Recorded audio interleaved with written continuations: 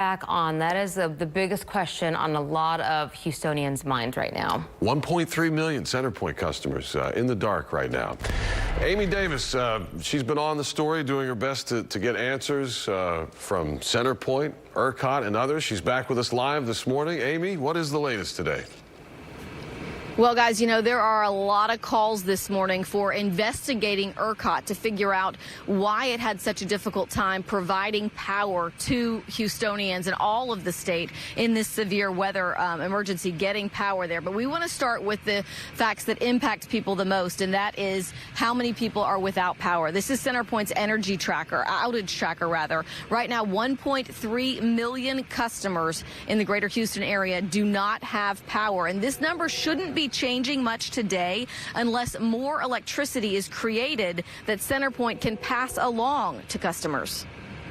Yesterday at 3:05 p.m., after CenterPoint told us it hoped ERCOT would let them restore power to more homes, it released this statement. Due to the continued issues with power generators' ability to produce electricity, CenterPoint Energy's customers need to be prepared to be without power, potentially for the duration of the generation shortage event, which could last several more days. CenterPoint reminding people it cannot turn on more power without ERCOT's approval.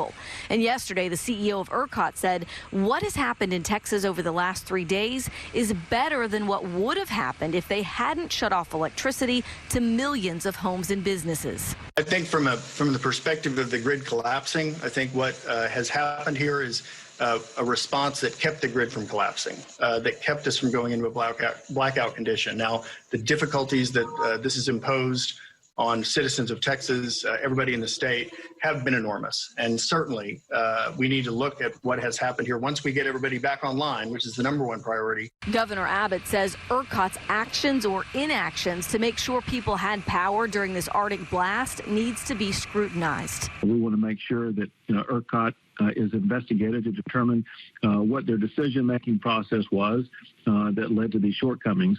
But also we have deployed Texas National Guard to the Houston area to assist with anybody to make sure that they're going to be in a safe, warm environment as they wait for the power to come back online. Also, new information that we learned yesterday from ERCOT in a media call. You know, every year ERCOT has to go out and it's charged with inspecting these power generators to make sure that they are properly winterized so that, you know, everything would work correctly during the winter months should we need electricity from those plants. Well, during a media call yesterday, an ERCOT spokesperson actually said that they didn't really do that this year. They did far less of it. Everything they did were spot checks, basically asking the power generators, like, does everything look good on your end? And they say that that was largely due to COVID-19. So we'll obviously be digging into this, getting a lot more information. But for now, 1.3 million customers in the greater Houston area still without power, and CenterPoint saying we're going to be in this for the long haul for several more days, or as long as it takes for these electricity generators to create more power. We are live in Southeast Houston in Pecan Park. I'm Amy Davis, KPRC 2 News. The unfairness of it all, Amy, is just palpable, and I feel for everyone without power. Most of us coming into work without power, we know exactly how they're feeling out there. Amy, thank you. We'll see you.